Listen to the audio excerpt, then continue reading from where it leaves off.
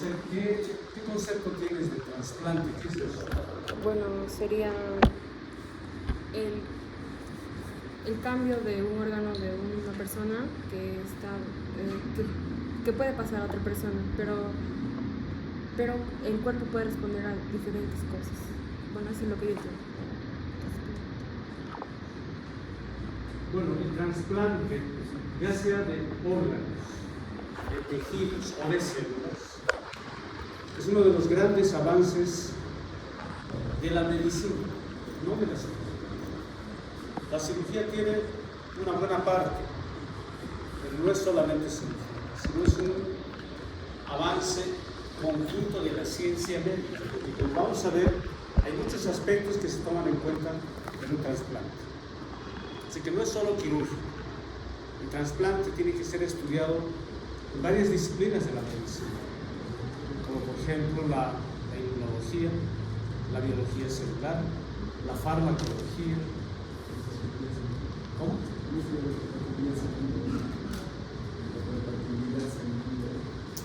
Esa es la inmunología, ¿no? Todos esos aspectos tienen que ser contemplados. Pero sin duda que los precursores del concepto de trasplante ha sido la cirugía. Ha sido el primer, digamos, la rama de la medicina que ha iniciado con la idea de trasplantar. Nuevamente les digo, órganos sólidos, tejidos o células. Hay un retrato, una pintura de la Edad Media, del año 1200 y pico, donde el ejército de las fuerzas cristianas europeas estaban en guerra contra fuerzas moriscas, ¿no?, del imperio musulmán. Y un retrato que dibuja al jefe de las fuerzas militares romanas, occidentales podemos decir, con una pierna amputada y una pierna de una persona que era de raza negra. No se tiene mayor testimonio, pero se da una idea de que en esos tiempos ya se estaba ensayando a hacer algunos trasplantes. No hay literatura que respalde los resultados de la intervención, si el paciente sobrevivió, si en efecto se hizo el trasplante, etc. Pero es la primera referencia histórica al concepto de trasplante.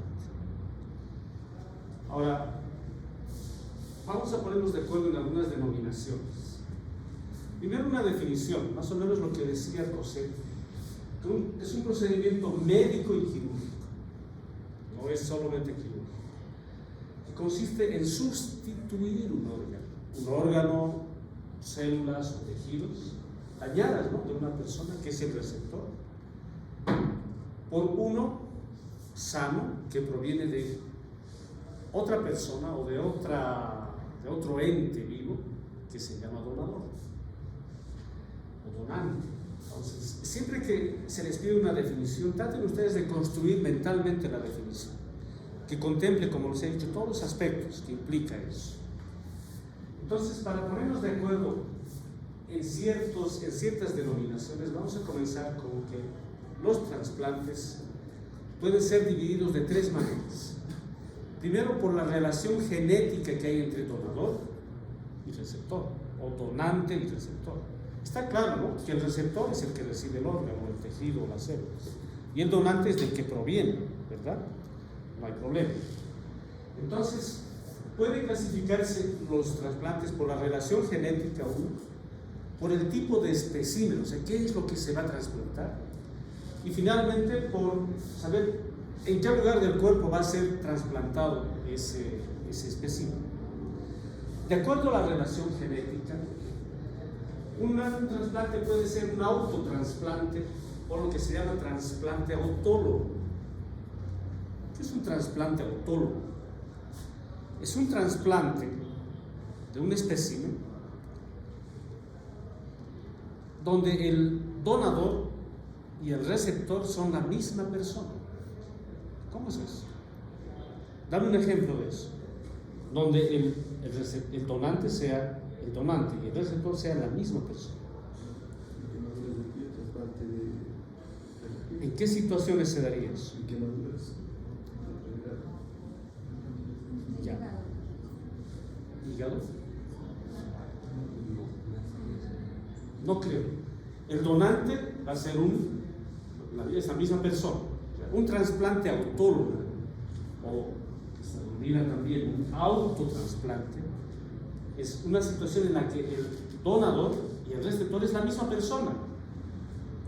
Doctor, puede ser en caso de ser traumático, que ya hace falta una parte que no se ha dosificado bien y necesitan sacar de la fiesta.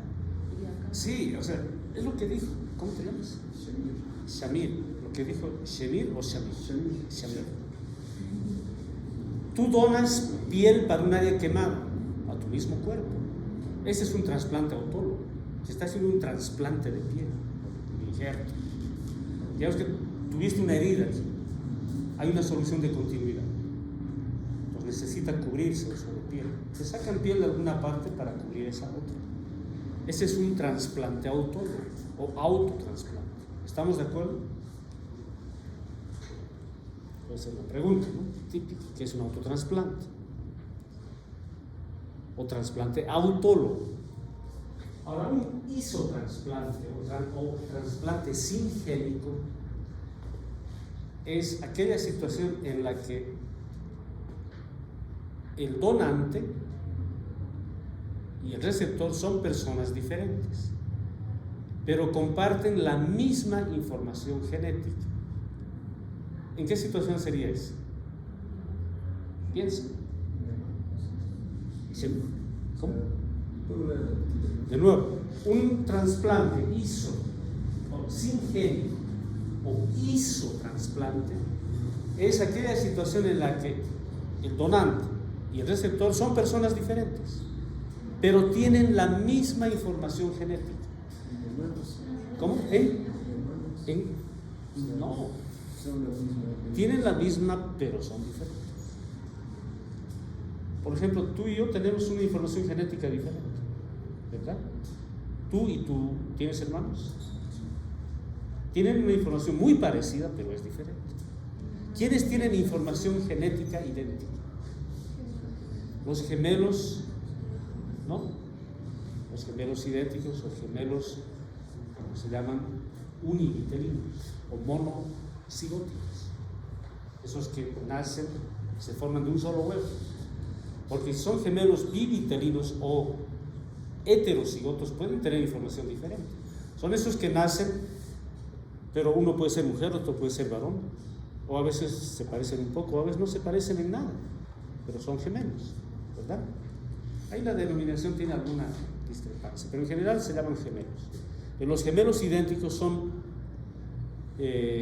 univitelinos y homocigotos, de un solo huevo fecundado. Tenía que ser un solo ser humano, pero se dividió en dos, y por eso son idénticos. Cuando el trasplante se hace en gemelos idénticos, se llama trasplante singénico o isotrasplante. ¿Estamos de acuerdo? ¿Se entiende, no? Ahora, el allotrasplante o trasplante halogénico se da cuando el donador es una persona diferente genéticamente a el receptor. ¿En qué situación será eso, David?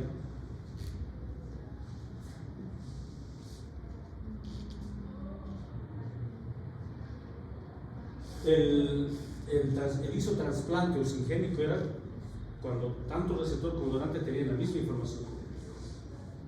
Pero ahora, el donante y el receptor son personas de la misma especie, Homo sapiens, pero tienen información genética diferente.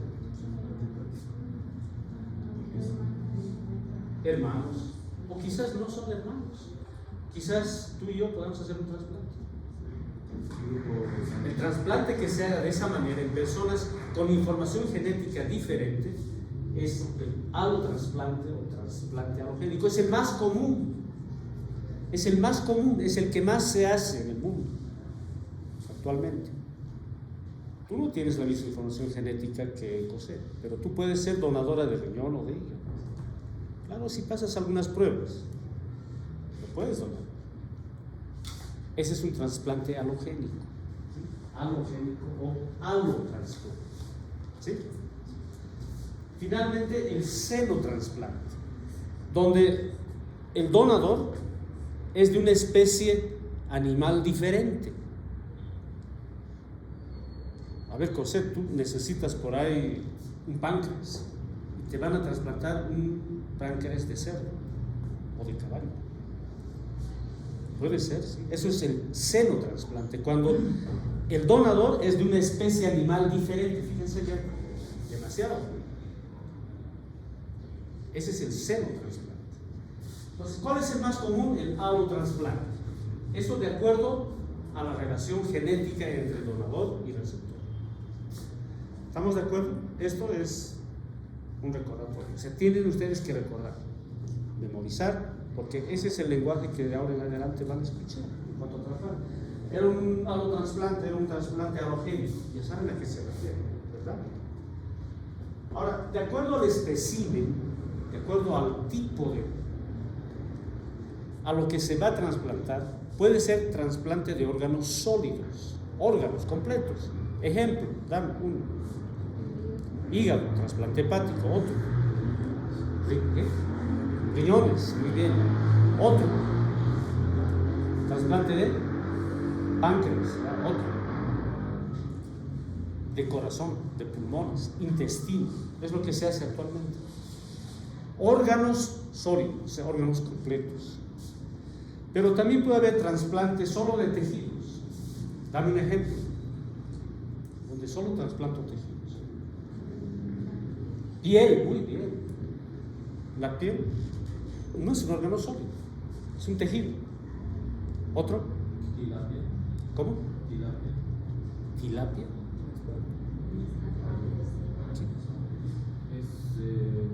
No, ya sé, es un pez, ¿no? Pero ¿qué tiene que ver eso? Pero tú estás hablando de trasplante de piel, lo mismo. Eso es para piel. Además, no se trasplanta, sino es un apósito natural que se utiliza. Pero no es trasplante, no se va a quedar en el. No, estamos hablando de que tú transfieres un tejido sano. Es que el concepto hay que ver. Estás sustituyendo no vas a sustituir con piel de tilapia. Es un cobertor, sirve como un apósito, luego la piel regenera. Pero no estás trasplantando piel de pescado. No ese es el objetivo. Otro ejemplo, piel está muy bien. Otro tejido que se trasplanta. ¿Cómo? Cartílago, muy bien. A veces hay que formar una nueva nariz y trasplantas cartílago. Puede ser heterólogo, autólogo, etc. Hasta puede ser un xenotrasplante. ¿Qué más? Hueso. Sí. Los dentistas usan mucho hueso de otras especies, incluso, para los implantes dentales. ¿Qué más en tejido? Algo bien común. Córnea. Trasplante de córnea. Tejido. Tejido. No son órganos. Espécimen, órgano sólido, tejido y finalmente solo voy a trasplantar células. Dame un ejemplo. Nayeli, dame un ejemplo.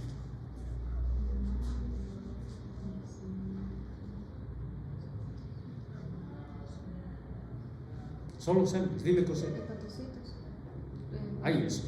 Hay trasplante de hepatocitos. En el caso del hígado, No, José, me estás tomando. ¿Cómo?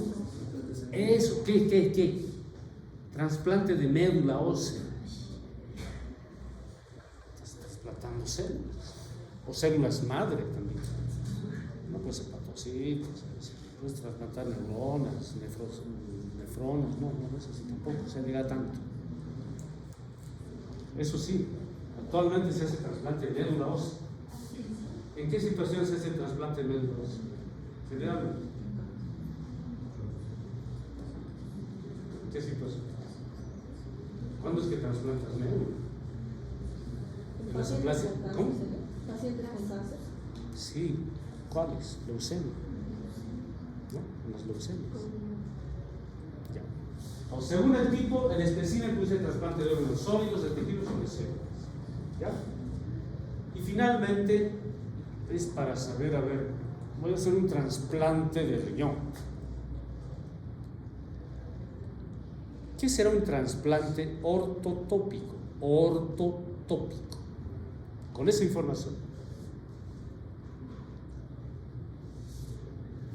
¿Qué será? ¿Y qué será un trasplante heterotópico? Esto es por la localización, es decir, ¿a dónde voy a colocar ese órgano? Normalmente, los riñones están en la fosa lumbar, en el retroperitoneo, ¿no es cierto? Aquí detrás, en la fosa lumbar, en las fosas lumbares. Pero generalmente, cuando yo voy a trasplantar un riñón, no lo vuelvo a colocar allá. Lo coloco en el abdomen, generalmente subhepático.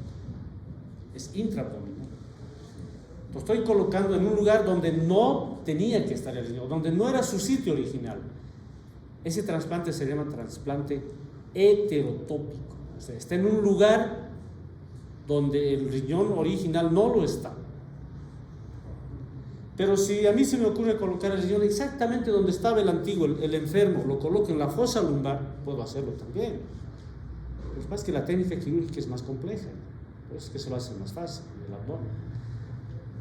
Pero ya, si me da la gana, lo puedo poner atrás, ya más tiempo quirúrgico, todo eso, más respuesta metabólica al trauma, si quieren, pero lo voy a colocar en la fosa lumbar, donde corresponde, donde naturalmente estaba, y eso se llama trasplante ortotópico.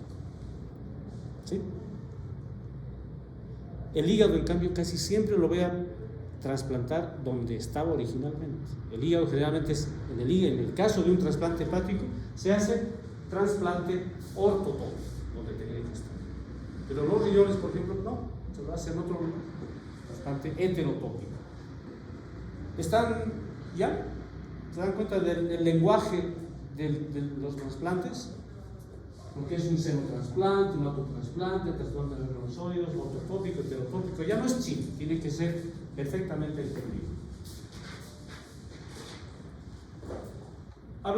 Vamos a hablar del trasplante hepático, ¿ya? Como un ejemplo, como el paradigma de la ciencia de la trasplantología. Muchos de los principios que vamos a señalar se extienden al trasplante de otros órganos sólidos, como riñones, pulmón, corazón, etc. No se puede hablar de cada uno de los trasplantes. La idea es tener el concepto. Dime, ¿cuáles crees que son los principales problemas a enfrentar cuando uno quiere hacer un trasplante? A la luz de la ciencia hasta ahora, de lo que la ciencia ha avanzado hasta ahora. Tiene un problema, uno. Ya, el problema inmunológico, muy bien. Ese es un problema muy serio. El organismo está diseñado para no aceptar nada extraño, nada.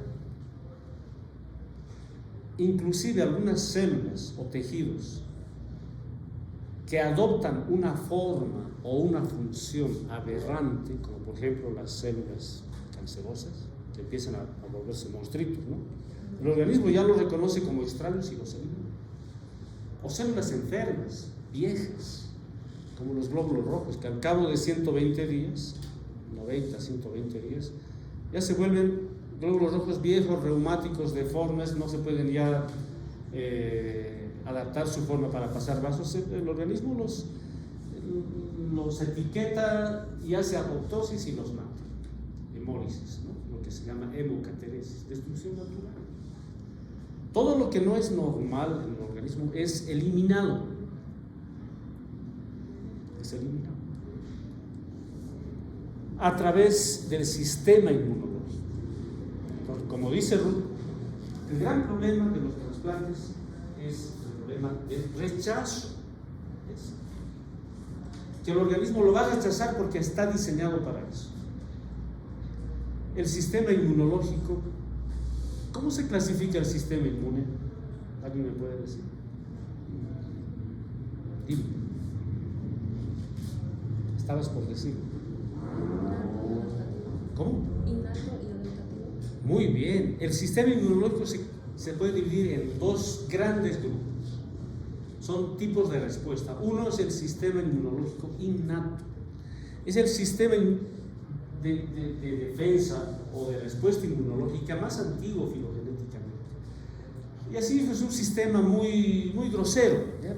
Mata todo, no le interesa, no hace un análisis fino.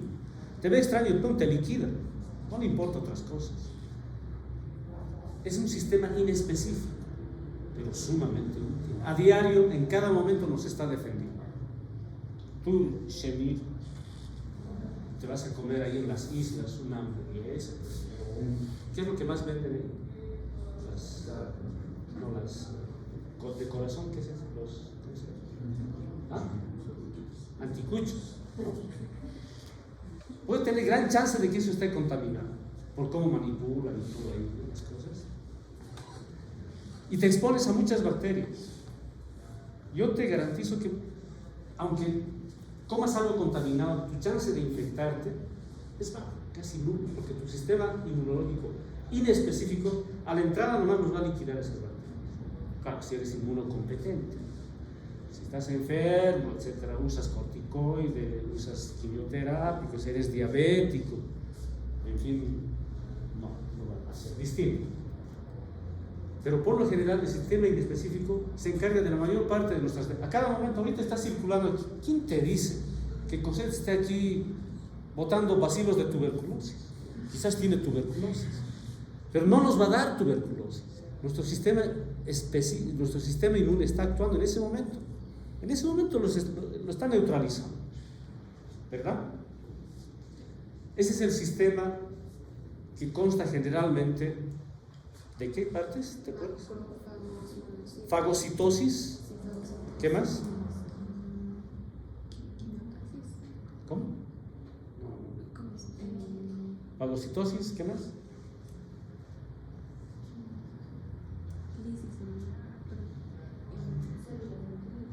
¿Cómo? Sí, las células dendríticas son parte de este sistema, evidentemente. Pero esos, ¿qué hacen? Uno hace fagocitosis. Hay una acción citotóxica. Fagocitosis, ¡pum!, se lo come. Pero hay una función citotóxica mediada por otro tipo de linfocitos que le ponen un letrero a esa célula extraña o a esa célula infectada por una bacteria, un virus o un hongo, un letrero: esta célula está contaminada.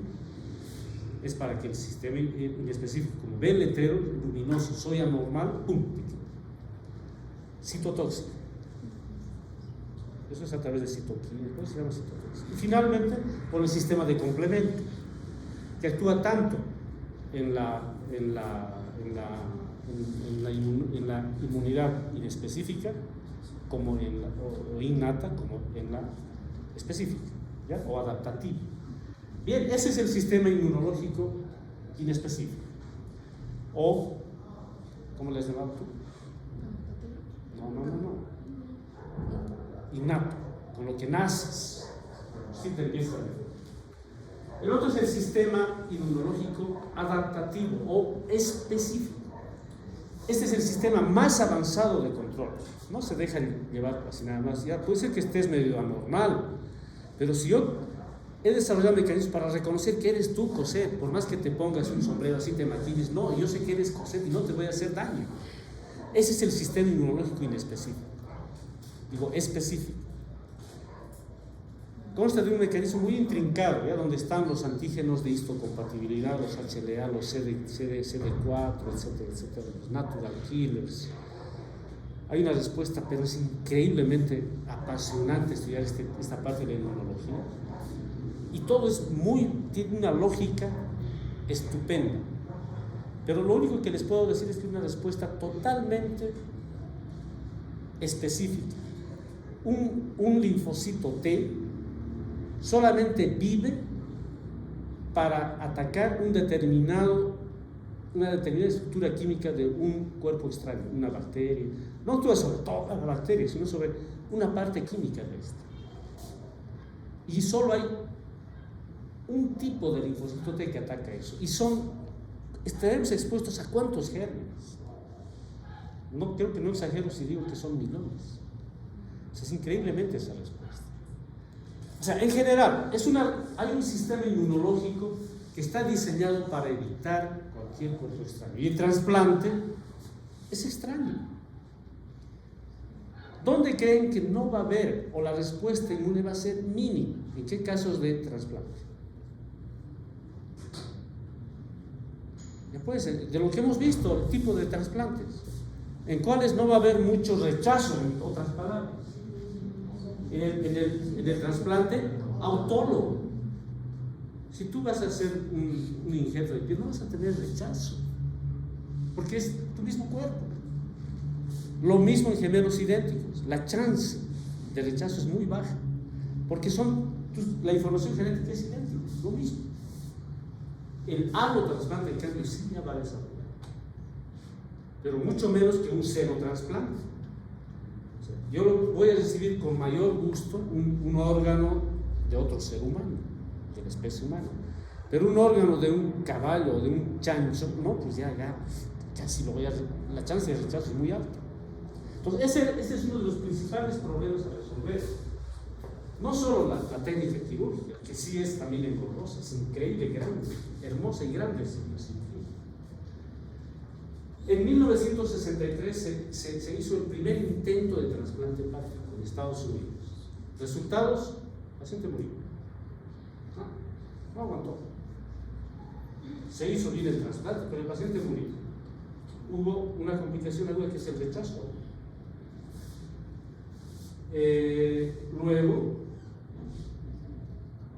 Luego de esto, se perfeccionó la técnica quirúrgica. Este señor Alexis Carrel recibió el Premio Nobel de Medicina y Cirugía por desarrollar la técnica de anastomosis vascular, es decir, conectar vasos sanguíneos, porque la clave de la técnica quirúrgica en los trasplantes es conectar los vasos sanguíneos.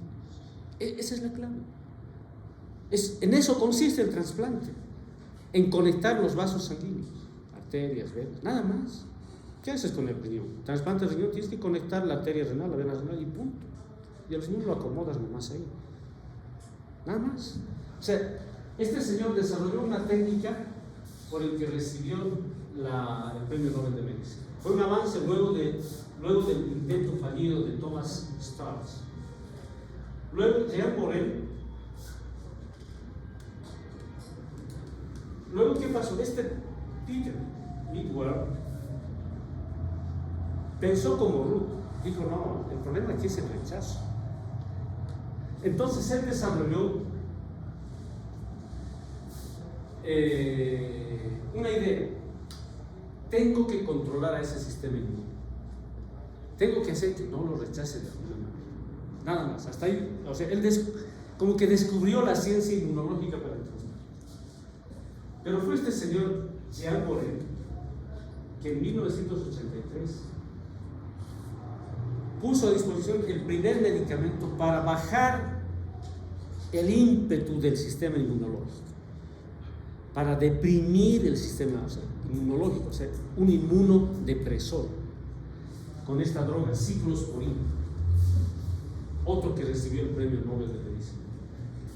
Daba a los pacientes ciclosporina y los pacientes ya no había tanto rechazo, aceptaban. Este año se produjo el primer trasplante hepático en el mundo, solo en 1983. El primer trasplante hepático, gracias a la ciclosporina y gracias a los estudios de Peter Midwell, que después él postuló la idea de usar corticosteroides para deprimir el sistema inmune y mejorar más aún el trasplante. Y esto sí que es increíble. En América, un tal Mais, en Brasil, en 1989, fíjense, 6 años después del primer trasplante hepático, hizo el primer trasplante hepático con donador vivo. Porque este señor hizo el trasplante hepático de cáncer, de personas ya con muerte encefálica, estaban muertos, o sea, fueron declarados muertos porque había muerte encefálica, pero obviamente todavía había circulación, respiración, y los órganos estaban bien. A este paciente muerto le han sacado el hígado y han trasplantado. Esa era, y actualmente es lo que más se hace. Pero en Brasil este señor hizo un trasplante con donador vivo, es decir, un donador que estaba vivo, sano, pero donó parte de su hígado, la mitad de su hígado, para otro paciente que precisa.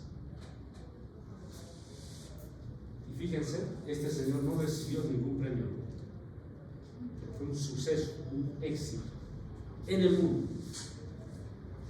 Y finalmente, en 1952, quienes iniciaron en realidad, fíjense, mucho antes que estos señores, mucho antes que Peter Wigwam, que no recibieron ningún premio igual, ya ellos hablaron de la azathioprina y la 6-meticato-1, que son medicamentos inmunodepresores que se utilizan actualmente para el cáncer inclusive.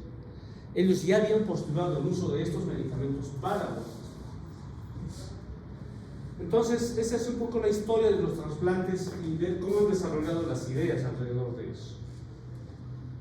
¿Cuándo voy a hacer trasplante hepático? Ahora, hablando del trasplante hepático. Hay dos indicaciones básicas en la cirrosis hepática, es la indicación número 1. ¿Cuándo voy a hacer trasplante? Cuando el hígado está cirrótico, cuando ese hígado ya está totalmente alterado en su anatomía y su función. La única esperanza para un paciente cirrótico es el trasplante, que ahora ya hay. En Bolivia, lastimosamente, no hemos tenido ni un trasplante hepático. Los únicos países que hacen trasplante hepático actualmente en el continente americano son Argentina, Chile, Brasil, México. No más, en el resto no se hace. Hay muchos proyectos en otros países donde se implementa, y seguramente en los próximos años ya se va a hacer también trasplante hepático. Trasplante renal sí se hace en Bolivia, ¿no? Y en otros países ya hace muchos años, pero el trasplante hepático todavía no. Entonces, actualmente nuestros pacientes tienen que ir a otros países o morirse en Bolivia si son cirróticos. Y la cirrosis básicamente podemos clasificarla en no colestásica y colestásica. ¿Qué será la cirrosis no colestásica? ¿Qué será eso? Primero, ¿qué es la cirrosis? ¿Alguien puede decir?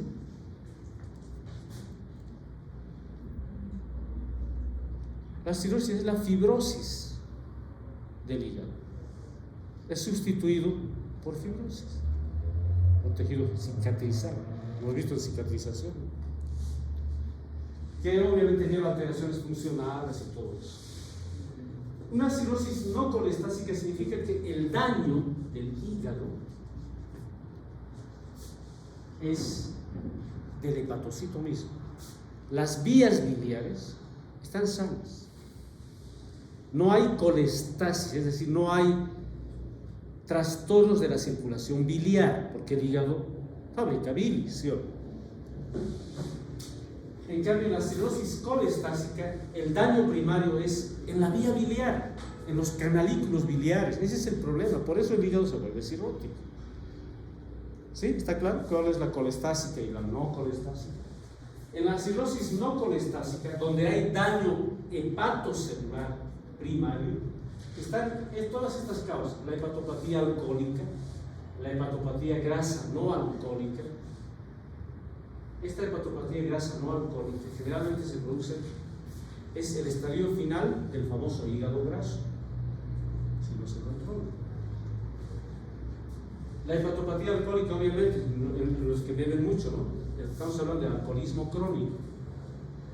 La hepatitis C, que es una hepatitis, una enfermedad infecciosa, en la que la infección aguda no se nota, no se sabe cuándo vas a adquirir la hepatitis C, porque es una enfermedad benigna en su fase aguda.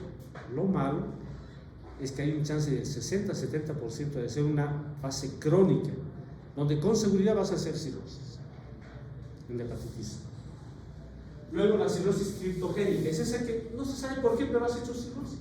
No es infecciosa, no es por hepatitis alcohólica, no es por autoinmune, no es por nada, nada se identifica y haces cirrosis, es una pena. Yo he visto 2 casos así de pacientes que han hecho cirrosis de la nada. Luego tenemos la hepatitis autoinmune. ¿Por qué desarrollas anticuerpos contra tu hígado? La hepatitis B también es una causa, inducida por fármacos o drogas. Hay medicamentos que causan cirrosis hepática. Todas esas son las cirrosis no colestas. ¿Por qué están en rojo? Porque son las principales causas de cirrosis hepática en nuestro medio. Se disputan entre hepatopatía alcohólica y entre hepatitis C. Parece que en nuestro medio es más común la hepatitis o la cirrosis por hepatitis alcohólica. En Bolivia se bebe mucho y se bebe mal. Y hay alcohólicos crónicos que finalmente ese hígado se va a destruir. En cambio, en otros países, la primera causa es la hepatitis C. Por ejemplo, en Brasil, la primera causa es la hepatitis C. Esa es la primera causa de cirrosis. Ahora, cuando hay cirrosis colestásica, estamos hablando de, por ejemplo, la cirrosis biliar primaria. Es una enfermedad autoinmune igual, más es en mujeres. La colangitis esclerosante primaria, otra enfermedad autoinmune. La enfermedad de Caroli es una enfermedad quística. La vía biliar se vuelve quistes así por todas partes, dilataciones saculares de todos lados biliares. O el quiste del coledo, que el coledo que en vez de ser un conducto fino se vuelve una bola de fútbol, ese quiste del coledo. Eso puede dar cirrosis. La atresia de vías biliares. Tenían examen de pediatría hoy, ¿sí? O ayer creo que. Es una enfermedad pediátrica esta, la enfermedad la atresia de vías biliares. Las vías biliares se vuelven cordones, se cierran. Y hay que operar a estos niños hasta la 4ª semana de edad. ¿Cuál es la cirugía? Trasplante. Esas son las indicaciones generales. Hablemos un poco de la cirrosis no colestásica. Hay una lesión del hepatocito, no de las vías biliares, como hemos dicho. ¿Cuál es el asunto? Fíjense, esta es una parte del hepatocito, ¿ya? Estas son los hepatocitos, que forman como cadenas de células y entre ellos un espacio que son los sinusoides hepáticos, ¿sí? ¿Estamos de acuerdo? Aquí circula sangre. ¿Se ubica? Un cordón de hepatocitos, otro cordón. Entre esos hay un espacio por donde circula la sangre que se llama sinusoides hepáticos. En estos sinusoides hepáticos son como vasos sanguíneos, tienen endotelio, un endotelio fenestrado, tienen perforaciones. Estos son células endoteliales. Y entre el endotelio y la misma, el hepatocito, hay una membrana, hay un espacio que se llama espacio de Dissé. En este espacio de Dissé están estas células que se llaman células estrelladas. Esas células estrelladas son las encargadas de fabricar fibroblastos. Hemos visto en cicatrización. ¿Qué van a hacer? Van a formar fibras, tejido fibroso. En la cirrosis, estas se activan, proliferan las células estrelladas y empiezan a fibrosar todo. Fíjense, si fibrosa este espacio de Dissé, ya no va a haber el intercambio que hay en secreciones, líquidos, sangre, etc., que por estas fenestraciones ocurre entre el hepatocito y el espacio de sangre, ¿verdad? Aquí circula sangre, aquí atravesando estos orificios va a llegar oxígeno, va a llegar nutrientes y a su vez los hepatocitos van a mandar sus secreciones, sus hormonas, las proteínas que secretan. Es fundamental, pero si esto se fibrosa, por más que los hepatocitos estén bien, ya no funciona la cosa, ¿sí o no? Y aquí están las células de Cooper, que son células inmunes. Tienen cierta acción también en esto de la fibrosis. Es básicamente eso. Y se ocasiona este sistema de circulación en el sinusoide hepático. Es una circulación de baja presión, porque es circulación venosa. Cuando se fibrosa el espacio de Dissé, aumenta la presión acá en el sinusoide y va a ocasionar hipertensión portal venosa, ascitis y todo lo que ustedes van a ver en gastroenterología. En cambio, en la cirrosis colestásica hay una lesión crónica de los conductos biliares, no de los hepatocitos. ¿Ya? El resultado es que la bilis no circula, hay estasis de bilis, por eso se llama colestasis. Y si hay colestasis va a haber infección, porque la bilis es caldo de cultivo. El paciente va a estar con mucho prurito, porque hay muchas sustancias pruriginosas en la bilis. Cuando hay colestasis, el paciente siempre refiere picor, escozor. Por ejemplo, en el cáncer de vesícula biliar o cáncer en el colangiocarcinoma, que es el cáncer de vías biliares, un signo frecuente que el paciente todo el tiempo anda rascándose porque tiene un prurito intenso. Un signo también de colestasis. Puede dar colangitis. La infección de las vías biliares se llama colangitis, que ya saben ustedes, ¿no? Dolor, fiebre e ictericia, la triada de Charcot. Típico. Predispone también al cáncer de vías biliares, que es el colangiocarcinoma. Esas son las cirrosis colestásicas, donde la vía biliar es afectada. Hay otras indicaciones, por ejemplo, la hepatitis autoinmune. Cuando tienes hepatitis autoinmune, eres candidata a trasplante, porque no hay otra forma, ¿ya? O cuando, fíjense, ¿cuál es la principal complicación de la cirrosis hepática? Aparte de la que hemos dicho, hipertensión portal, disfunción hepática, ya, ascitis, perfecto. Pero ese hígado cirrótico, ¿en qué va a terminar? ¿En qué? ¿Esteato? ¿En grasa? ¿En qué? En cáncer. Alguien que tiene cirrosis hepática puede hacer cáncer hepático, o sea, un hepatocarcinoma. Eso va a ser. Ese es el problema. Aparte de los problemas funcionales. Cuando hay un cáncer, hay una neoplasia que proviene de la cirrosis, también el paciente es candidato para trasplante. Fíjense, un paciente con cáncer de hígado, su salvación puede ser un trasplante. ¿En qué otro tipo de cáncer esa es una regla? A ver, tienes cáncer de pulmón, te voy a trasplantar y te vas a curar. Tienes un linfoma, te voy a trasplantar ganglios linfáticos, ¿te vas a curar? No, en esto sí. En el tumor hepático sí. Finalmente en la amiloidosis, en el trauma. Hay accidentes, como hemos visto el trauma en la anterior clase, tan graves que el trauma hepático se clasifica de 1 a 6, de primero, segundo, tercer, cuarto y sexto grado. El sexto, quinto y sexto grado es tallado completo del hígado, o sea, se ha partido en 1000 pedazos el hígado. Vas a poder hacer algo, ya no tiene hígado. Tu operación va a consistir en contenerlo, pero no vas a salvar eso. Un trauma hepático grado 5 y 6 es que ha estallado el hígado en 1000 pedazos. Ya no tienes hígado. ¿Qué es lo único que le queda? ¿Puede vivir sin hígado? ¿Puedes? Ya puedes proceder. ¿Puedes o no puedes? No puedes. No puedes vivir sin hígado. No puedes. Puedes vivir sin un riñón. Puedes vivir sin un pulmón. Sin vejiga puedes vivir. Sin intestino grueso puedes vivir, pero sin hígado no puedes. ¿Y qué tal si tuviste un accidente? Dios no quiera. Bueno, un accidente, un trauma, donde pierdes tu hígado, vas a morir si no te trasplantan un hígado. Pues es una indicación del trauma. Cuidado que sea pregunta de examen. ¿En qué caso sea? Y en una famosa entidad llamada hepatitis fulminante. Es una hepatitis tan aguda, o que se llama insuficiencia hepática aguda o hepatitis fulminante, donde por una enfermedad X tu hígado deja de funcionar agudamente. No funciona. Lo único que te va a salvar la vida es un trasplante. Otra indicación.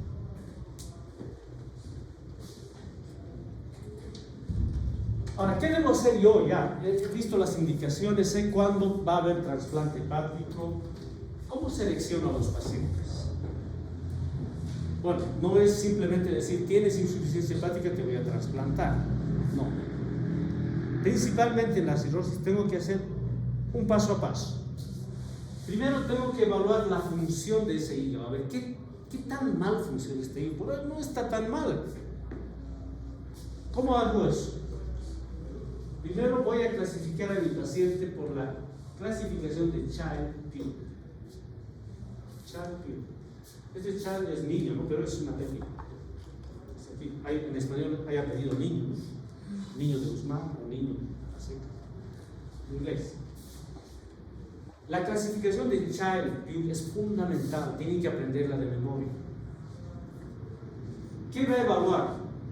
Cuando yo pido que ustedes evalúen la función hepática, tienen que pedir 3 estudios de laboratorio. Atención, 3, nada más. Quiero pruebas de función hepática. ¿Cuáles son esas? Bilirrubinas, directa e indirecta, albúmina y ¿qué? No. INR o tiempo de actividad protrombina. Tiempo de protrombina. ¿Qué son estas? Son indicadores de que mi hígado funciona bien. ¿Cuál es una función principal del hígado? Conjugar la bilirrubina. La bilirrubina indirecta. La indirecta la vuelve indirecta. Si esto está bien, significa que ese hígado está más bien, está haciendo esa función, que es una gran función. Es captación, conjugación, excreción. Significa que el hígado está más bien si es que la bilirrubina está bien. Otra función del hígado es fabricar proteínas. Entonces, la mayor proteína que tenemos es albúmina. Si la albúmina está en una cantidad adecuada, significa que el hígado está respondiendo bien. Por eso, la concentración de albúmina en sangre es un indicador de buena función hepática. Y finalmente, si fabrica todas las proteínas del sistema de coagulación, que es, en este caso, la vía ¿cómo se llama? Bueno, ya, la coagulación, ¿ya? El sistema de coagulación, que es el tipo de protrombina, factor 12, ¿ya? Entonces, cuando yo les diga a ustedes, evalúen laboratorialmente la función hepática, tienen que pedir esos 3 estudios. No cometan el error de decir transaminasas, fosfatasa alcalina, amilasa. No, esas no son pruebas de función hepática, no son. Las transaminasas me sirven para saber si hay daño hepatocelular, nada más. Si ese hígado está lastimado, voy a pedir transaminasas. Pero no es una prueba de función, porque puede ser que aún lastimado esté trabajando bien el hígado, ¿sí? Y las famosas enzimas estas, fosfatasa alcalina y gamma-glutamil transpeptidasa, son pruebas de función canalicular, que también funciona el sistema biliar, pero no el sistema hepático, sino que también circula la bilis, nada más. O sea que, ¿cómo es tu nombre? Transaminasas y fosfatasa alcalina y GGT, gamma-GGT, no son pruebas de función hepática. Son pruebas de lesión celular, las transaminasas. Siempre que sospeches de que el hígado ha sido lastimado, pide transaminasas. Por hepatitis, por trauma, por infección, no sé. Y si estás sospechando que hay colestasis, problemas en la circulación de la bilis, pide fosfatasa alcalina y gamma-glutamil transpeptidasa, gamma-GT, gamma-GMT. ¿Sí? Que no son pruebas de función hepática. Otra vez, ¿cuáles son las pruebas de función hepática? 1, díganme. Ya pues, bilirrubinas, otra. Albúmina, otra. Tiempo de protrombina o INR, ¿no? Es la forma de. Por eso están aquí. Bilirrubinas, albúmina y tiempo de protrombina. Fíjense, si la bilirrubina está menor que 2, solamente tiene un punto en la escala de Child. Si está de 2 a 3, ya gana 2 puntos. Si está por encima de 3 la bilirrubina, ya tiene 3 puntos. O sea, a mayor puntaje, mayor el daño hepático y menor la función hepática. ¿Sí? Porque normalmente la bilirrubina es 1 miligramo por decilitro. Ese es el valor normal. La albúmina, cuando está más de 3.5, ese hígado está funcionando full, muy bien está, pero si está de 2.8 a 3.5, gana 2 puntos. Si está menos de 2.8, ya tiene 3 puntos, y ya está mal, Protrombina, aquí por el INR, normalmente el INR también es 1. Si yo tengo un análisis de laboratorio, tu INR está en 1, tu sistema de coagulación está bien, coagula bien. Pero si está menor de 4, yo le puedo dar hasta menor de 4 inclusive. Si está de 4 a 6, 2 puntos. Si está a 6 puntos, INR de 6, ese tipo le toca sin sangre. Estas son las pruebas de función hepática. a lo que voy a añadir encefalopatía, porque una manifestación clínica de una mala función hepática es que tengas encefalopatía. ¿Por qué? ¿Por qué hay encefalopatía hepática? ¿Ya han hecho gastro? El hígado metaboliza el amonio, que es un producto final del metabolismo de las proteínas. Todo el asadito que comemos, la carnecita rica, finalmente genera amonio. Y el amonio es tóxico para el cerebro. Pero felizmente ese amonio del intestino pasa al hígado y el hígado lo transforma en amoníaco para que pueda ser excretado por los riñones. Entonces no pasa, o sea, el cerebro no se topa siquiera con el amonio, porque el hígado lo transforma en amoníaco, que ya no es tóxico y que es además excretable por la orina. Por eso la orina huele a amoníaco.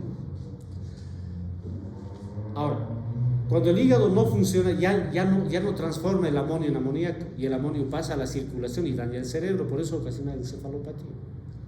Es un indicador de encefalopatía. Si no hay un punto, grado 1, la encefalopatía se clasifica en grado 1, 2, 3 y 4. ¿Ya? Un grado 4 y hay 3 puntos. Y finalmente, la cirrosis hepática ocasiona ascitis, ¿verdad? Lo que hemos visto la anterior vez, el paracentesis, todo lo que hay que sacar, hay que hacer el gas, ¿se acuerdan? Hay ascitis. Y la ascitis, de acuerdo a eso, si es leve, moderada, gana puntos. Entonces, de acuerdo al puntaje que saca, si el child se clasifica en child A, B o C. Cuando el paciente tiene 5 o 6 puntos, la supervivencia a un año es 100%. En un año no se va a morir. Su hígado no está tan mal. Está mal, pero no tanto, ¿ya? Si el child está de 7 a 9, 80% de supervivencia nada más. O sea, de 10 pacientes que tengo, 2 van a morirse en un año. Si el child PIUM es de 7 a 9 puntos. Y si el child PIUM es de 10 a 15 puntos, más de la mitad se va a morir. O sea, la mortalidad es alta. Este es mi modo de saber quiénes pueden ir a trasplante entonces en este caso. Ya los he clasificado. ¿Quiénes van a ir? El child B y C. El A no va a ir, todavía ni siquiera le menciono el trasplante. No, estás bien nomás tú. Puedes hasta recuperar tu hígado, tratamiento, te cuidas, tu hígado puede sobrevivir.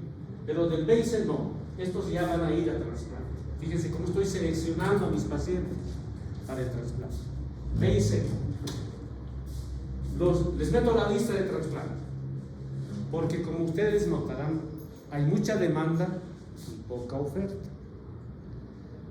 A ver, sinceramente, díganme, ¿cuántos de ustedes estarían dispuestos a que cuando se mueran, si son jóvenes, sanos, dispuestos a donar sus órganos? Es decir, por favor, quiero que todos mis órganos vayan al banco de órganos. ¿Quiénes están dispuestos? Levanten la mano. 2.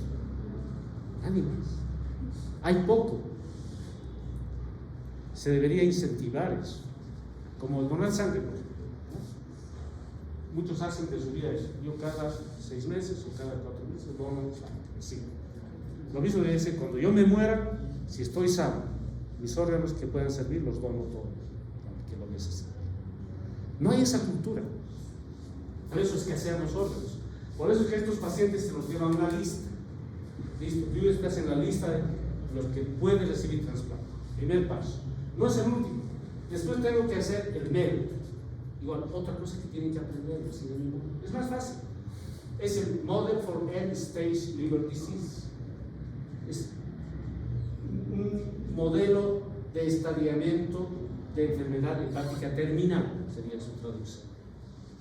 Con esto afino. Esto le da el orden.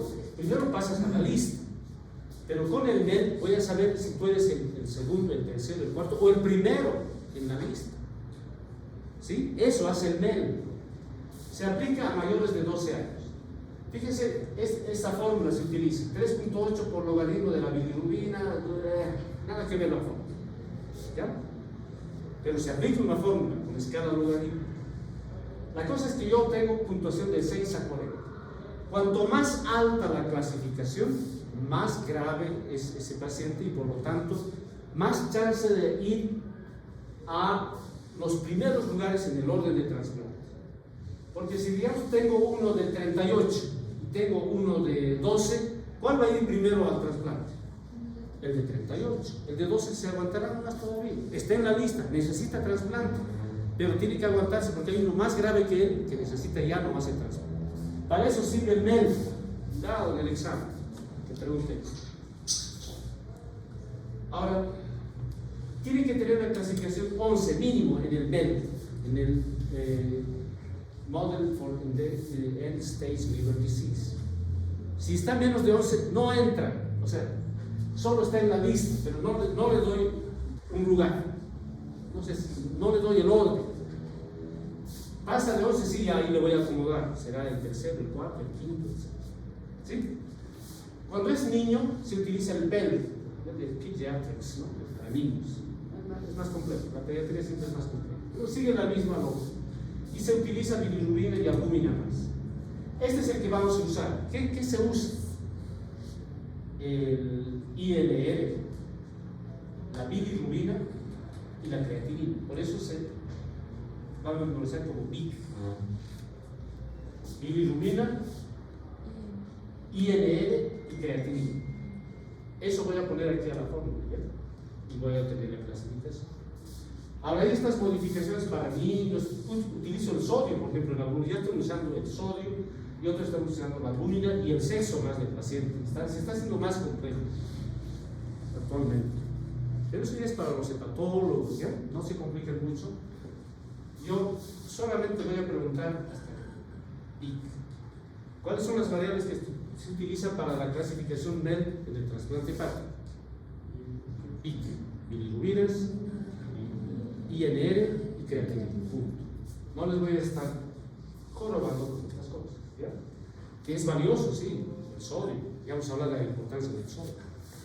El sexo también es importante, si es varón o mujer, es clave, pero ya, no vamos a ir más allá, no vamos a salir especialistas en eso. Entonces, Child me sirve para ver si es candidato o no a trasplante. ¿Cuáles van? B y C. El MEL me sirve para saber en qué orden va a ir este paciente, ¿sí? Pero hay situaciones especiales, eso es lo formal, pero hay situaciones especiales donde yo voy a priorizar, ¿ya? Si había que hacer un trasplante que estaba ya en orden para hacer, pero no se hizo en 3 meses, qué sé yo, porque hubo bloqueo, hubo huelgas, el sector salud no quiso trabajar, no se hizo el trasplante. Ese automáticamente va a subir, si su trasplante era, digamos, mínimo de 20, va a subir a 24, o sea, tiene más puntaje de por sí. Y por lo tanto, en 6 meses va a pasar a 22 años. Su orden va siendo muy priorizado. Es una situación especial. De nuevo, el que tenía que trasplantarse y no se ha trasplantado, aumenta su puntaje. O sea que ese paciente va a ser operado sí o sí en primer lugar. ¿Cómo voy a priorizar? Primero, un tumor neuroendocrino metastásico. Un tumor neuroendocrino, por ejemplo, es un tumor de células enterocromafines de la vesícula, del apéndice. Si tengo ese paciente con ese tumor, pero es un tumor irresecable primario, entonces tiene prioridad, ¿me entienden? Cuando se asocia a un tumor neuroendocrino, nada más. Otra situación, este no pasa por la clasificación de MEL o de Child, directamente lo opera, ¿sí? Estamos hablando de eso, priorización. Otro, falla del trasplante. Te hice un trasplante y hubo un rechazo agudo, en fin, tú tienes otra vez prioridad para el trasplante. No te voy a dejar que esperes tu lugar, ¿sí o no? Es que ahora ya has pasado al 7º lugar. No. Si ha fallado tu trasplante, tienes prioridad para hacer otro trasplante porque ha fallado. Sin eso no vives. Lógico, ¿verdad? Esto, hepatocarcinoma. Mucha atención al hepatocarcinoma. Resultado de la fibrosis hepática. Pero tiene que cumplir los famosos criterios de Milán. O sea, ya, entiendo. Si tengo un hepatocarcinoma, resultado de una cirrosis hepática, o sea, solo tengo un tumor hepático, no tengo metástasis, no tengo otro tumor, Mi tumor no es no es un colangiocarcinoma, sino es un hepatocarcinoma, un cáncer de las células del hígado. ¿Ven la diferencia? Un colangiocarcinoma es un tumor de hígado también, pero es de las vías biliares. No, eso no se trasplanta. Solo se trasplanta un cáncer del hepatocito, o sea, del hepatocarcinoma como resultado de la cirrosis. Ya. Tengo que cumplir los famosos criterios de Milán, que son fáciles. ¿Cuáles son? Primero, que tiene que haber, si es un tumor único, tiene que medir menos de 5 centímetros. ¿Tienes un tumor? Tiene que medir menos de 5 centímetros. Si mide 6 centímetros, ya no eres candidato. Ya no te opero, ya no te hago trasplante. Porque la chance de sobrevivir es mínima. ¿Sí? En Bolivia ya vamos a hacer trasplante hepático. En los próximos meses, yo creo. Ya hay el proyecto, han venido los equipos. El doctor Tico Salinas, no sé si lo conocen, ha egresado de Univalle, se formó en Argentina. Él está a cargo de las gestiones y se va a empezar a hacer trasplante en Bolivia, felizmente, aquí en los próximos meses. Parece que le vamos a ganar al Perú. Ojalá. Pero miren, 5 centímetros, un tumor único, menor de 5 centímetros, puede entrar a trasplante. Luego, o puede haber 3 tumores, pero tienen que medir menos de 3 centímetros.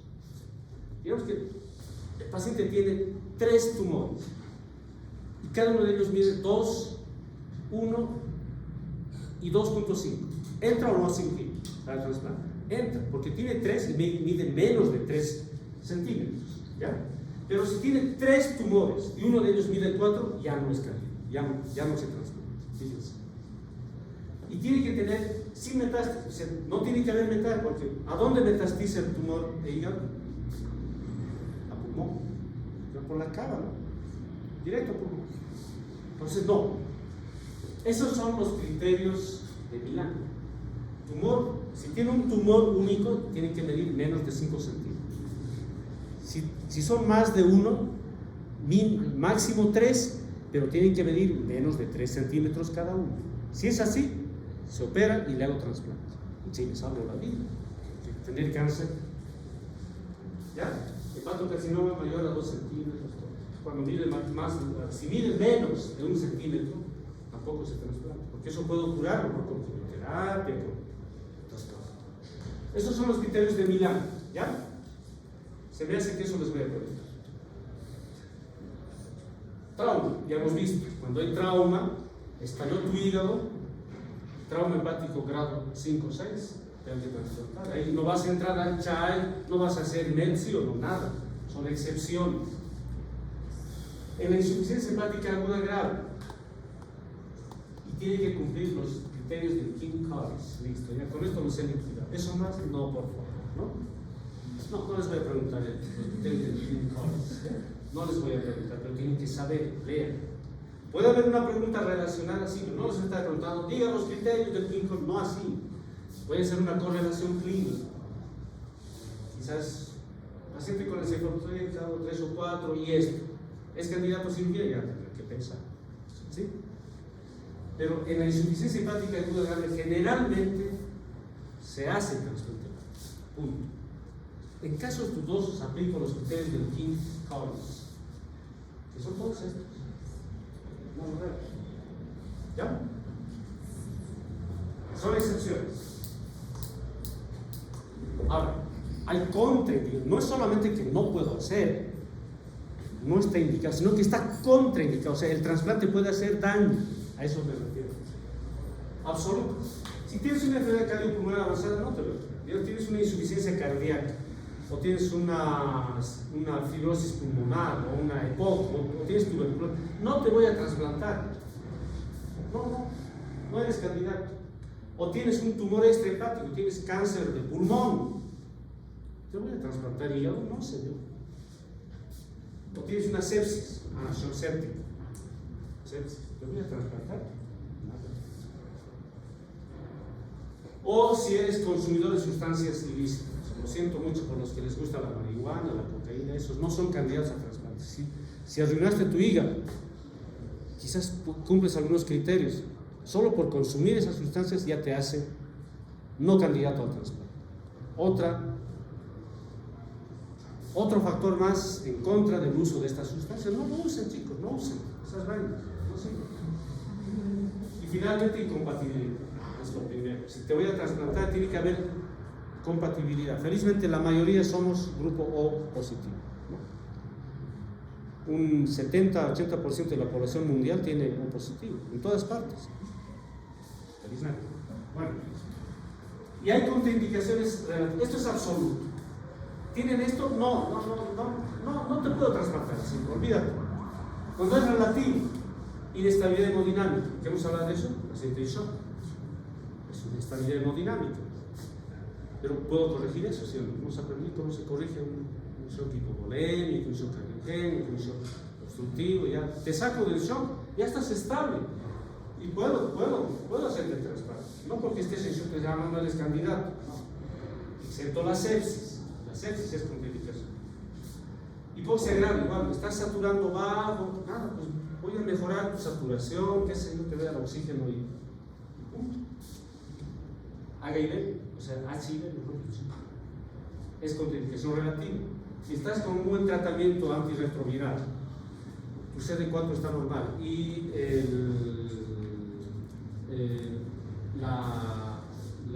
¿cómo se llama eso? El grado de virus, la carga viral es baja, puedo hacer trasplante. Enfermedades psiquiátricas, ya no tienes ansiedad, o tienes depresión, o tienes síndrome bipolar, etc. ¿Puedo corregir eso y trasplantar? Sí, puedo. Y finalmente, una contraindicación relativa es que no tengas apoyo social. ¿Para qué te voy a trasplantar? Si no hay quien te va a cuidar en la casa. ¿Sí o no? No tienes. El trasplantado es como una cáscara de huevo delicada, porque va a ir con inmunosupresor, tiene que estar bien cuidado por la familia el que es trasplantado. Pero si no tienes familia, no tienes casa, vives en la calle, no, es relativo, o sea, que tengo que mejorar esas condiciones, de manera trabajo social, a las voluntarias, qué sé yo, ya voy a creer que alguien te cuide y así te opera. No es absoluto, es relativo, ¿sí? Pero tengo que cuidar esos detalles luego del trasplante. ¿Qué complicaciones puede haber en el trasplante hepático? Las complicaciones son innumerables. Lo que quiero que quede claro para ustedes es que la principal complicación, las principales complicaciones son las vasculares. En las vasculares es la trombosis de la arteria hepática. Es la complicación más común. Un trombo en la arteria hepática. Pero muchas veces esta trombosis de la arteria hepática es asintomática, es decir, el paciente ni siquiera a veces se queja o las molestias son muy leves. ¿Por qué será eso? ¿Por qué será que una trombosis de la arteria hepática a veces no da muchos síntomas y el paciente sobrevive pese a la trombosis? ¿Por qué? ¿Quién tiene la osadía de saber eso? ¿Cómo es la vascularización del hígado? ¿Cómo el hígado se nutre? Por la arteria hepática ya. Y también por la vena porta. La vena porta es la que provee 75% de la irrigación al hígado. O sea, el hígado vive más gracias a la vena porta que a la arteria hepática. Señores, yo puedo ligar la arteria hepática y ese hígado va a sobrevivir. Una parte sí es isquemia, pero el resto sigue funcionando. Por eso es que una trombosis de la arteria hepática generalmente no da mucho problema. ¿Ya? A veces sí puede haber una hepatitis fulminante, porque no es precisamente porque no hay circulación, sino porque se liberan sustancias químicas productos de la degradación del coágulo, ¿ya? Productos de degradación de la fibrina. ¿Qué hay que hacer? Si sospecho, hay que hacer una ultrasonografía Doppler. Eso me dice si hay síntomas. Eso me da la idea. Y finalmente puede ser una arteriografía. Punto. Conducta, si está molestando mucho, hago una reanostomosis. Saco el trombo o hago una reanostomosis. Más raro es que se produzca la trombosis de la vena porta, y eso sí es un desastre. Cuando hay trombosis de la vena porta, generalmente tengo que rehacer el trasplante. Puede también trombosarse la vena cava inferior, es un desastre. Muy raro, sí, raro, felizmente. Pero el rechazo es lo más que la trombosis de la arteria hepática, es el rechazo. Puede ser agudo del 45% de los casos, en cambio es crónico en el 10%. El cuadro clínico es muy inespecífico, fiebre, dolor, nada más. El único antecedente que tiene es que es trasplantado, o sea, voy a pensar en eso, ¿verdad? Cuando es crónico, lo mismo, ¿ya? O sea, lo único que a saber aquí es que el rechazo es la complicación más frecuente, 45, y el agudo, el crónico no tanto. Puede haber infecciones también. Por eso, el uso de antibióticos es realmente muy importante en el trasplante hepático. Voy a dar fluconazol o voy a dar ganciclovir si es virus o es hongo. Y antibiótico. Fíjense, voy a dar para neumocistis girovesi, que es una infección oportunista, porque el paciente va a ser sometido a inmunosupresión. Esto doy aunque no tenga la infección. Y finalmente, las otras complicaciones son fístulas biliares. Siempre que se hace el trasplante, se deja un drenaje en el lecho hepático, un tubo que se sale afuera, y me va a indicar, si ahí empieza a salir bilis, significa que hay fuga biliar, ¿no? O sea, hay fístula biliar. Otra vez dejo una sonda en T de Kerr, en la vía biliar mismo, para prevenir eso. Pero también no es muy común, ¿ya? Entonces, en complicaciones, las vasculares y el rechazo son las mayores. En las vasculares, la trombosis de la arteria hepática. A veces no da síntomas. Cuando da, tengo que hacer ¿qué? Una ultrasonografía Doppler o una arteriografía, y tengo que hacer una reanastomosis o una trombectomía. O a veces hago una trombólisis. Trombosis de la vena porta, muy raro, es catastrófico. Porque tengo que rehacer todo. ¿Qué más? En rechazo es el agudo, el más común, el crónico. Y cuando es infeccioso, doy antibióticos, doy antifúngicos y antivirales, ¿no? Ganciclovir para los virus, y para los hongos generalmente doy fluconazol. ¿Ya? Nada más. Y las biliares, las fístulas, ahí tengo que rehacerlo, a veces tengo que hacer una colangiografía, etc. Ahora, como escasean los donadores, pues tengo que darme modos para aprovechar al máximo el hígado, ¿no? Para eso, tengo que entender la anatomía. Han estudiado la anatomía del hígado, la anatomía, cómo se segmenta en 8 segmentos el hígado. Son 8 hígados en realidad. La famosa segmentación hepática de Cugnot, ¿sí? ¿Recuerdan la anatomía o no? Esto es primer año. Hay 8 segmentos. Entonces, esto ha servido mucho a la cirugía para hacer la cirugía hepática. Entonces, ¿qué puedo hacer yo? De un donante, puedo dividirlo en dos. Eso se llama split. En vez de trasplantar un hígado entero a ese paciente, ese hígado lo voy a dividir en 2 y voy a dar a 2 pacientes. Fíjense cómo uno se las ingenia para beneficiar a la mayor cantidad de personas. Ahora, obviamente esto lo complica un poco, ¿no? Porque no es lo mismo hacer una anastomosis vascular de una mitad de otra mitad, son arterias ya más pequeñas. O sea, más fácil es todo el hígado, pero por el bien del paciente voy a dividir, me voy a complicar un poco, pero voy a beneficiar a 2 pacientes. Y generalmente el segmento más pequeño es para un niño, porque el niño no tiene capacidad de recibir un hígado así grande. Entonces le doy el pequeño.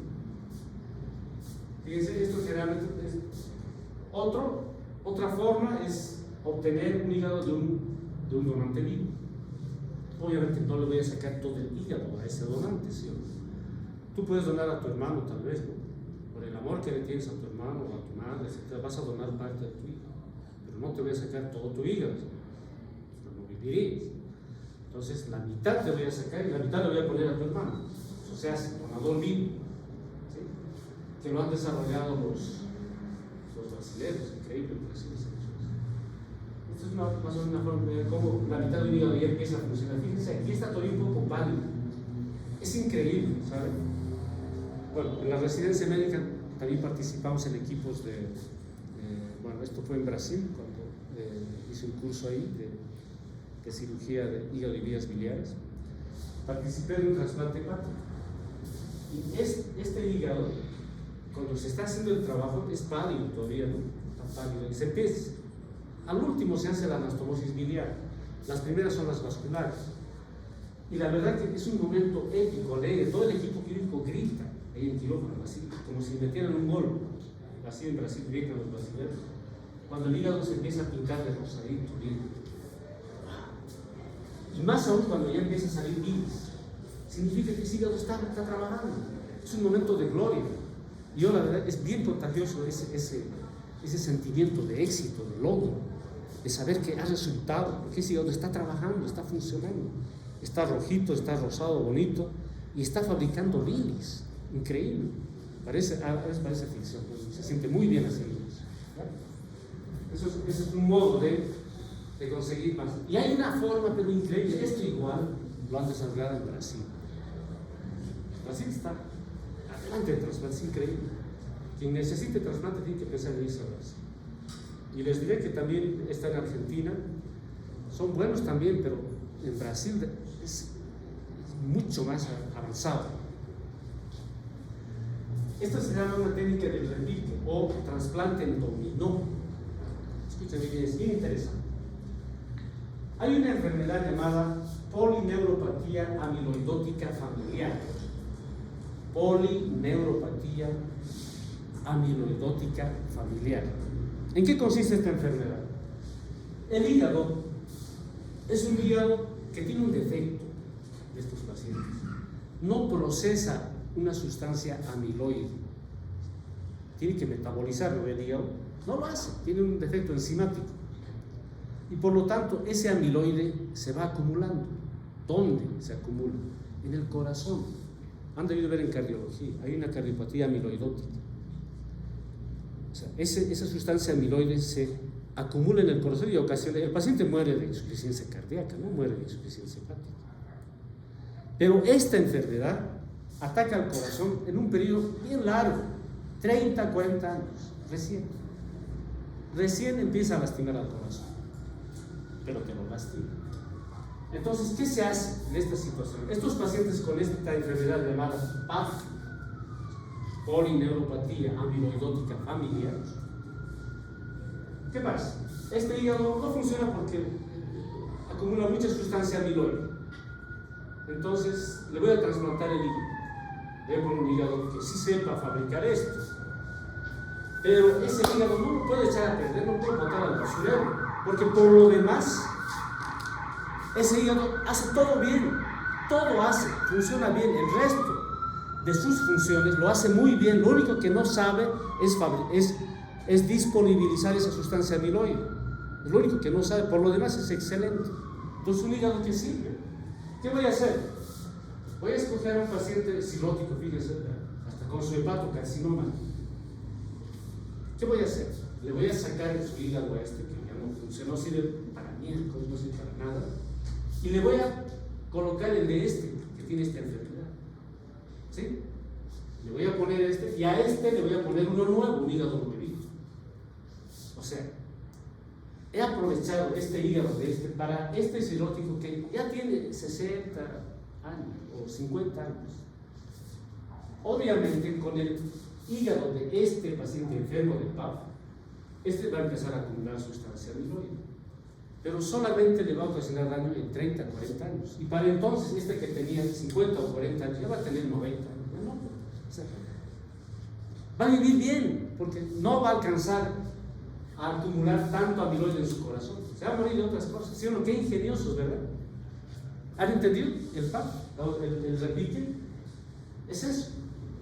Aquí está el receptor del PAF, o sea, este que tenía, recibe hígado nuevo, y el cirrótico recibe el hígado del enfermo de PAF. He beneficiado a dos pacientes con un solo hígado. Con un solo hígado nuevo, ¿no? Porque el hígado de este enfermo de PAF ha ido al cirrótico. Son, digamos, cosas ingeniosas para disponer de más espécimen y poder beneficiar a más pacientes. El split y el trasplante en ratito. Ahora, condiciones para cómo voy a trasplantar. Primero, el donante de cadáver puede tener hasta 60 años, no más. Si tiene más, ya no. Vamos a correr. Tiene que haber compatibilidad ABO, cuando es donante vivo entre 18 y 60 años, y tiene que haber siempre terapia inmunosupresora. El paciente que recibe el hígado tiene que estar con su sistema inmune así bajo, porque si no va a haber el rechazo que ha dicho Ruth, ¿no? Y bueno, esto ya es más la técnica quirúrgica que realmente no les va a servir mucho, pero es apasionante. Para el donador, que es generalmente un cadáver, le hago una incisión desde la escotadura external hasta el pubis. Es una incisión medio external y mediana infra y supraumbilical. Le hago todo. Y hay un protocolo de retiro de órgano. Empiezo desde arriba, corazón, pulmones, lo primero que saco. Luego saco el hígado, páncreas, etc. Riñones. Hago eso. Y bueno, no hay mucho tiempo para repasar la técnica, que es muy bonita, pero es de interés puramente quirúrgico. A los cirujanos y a los que les gusta la cirugía, seguro que les puede gustar, pero ya es hora de irse. Pero es una secuencia de pasos, se llama en caliente, en vivo, etc.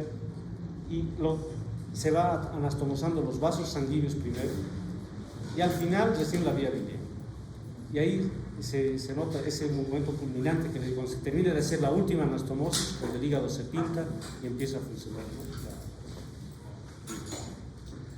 Entonces, escuchen, en el programa está trasplante renal también. No voy a preguntar nada sobre trasplante renal, ¿ya? Eso lo van a ver ustedes más en nefrología. Los principios son generalmente los mismos. Voy a hacer énfasis en trasplante también. O sea, que estudien bien esta parte, ¿ya? Listo.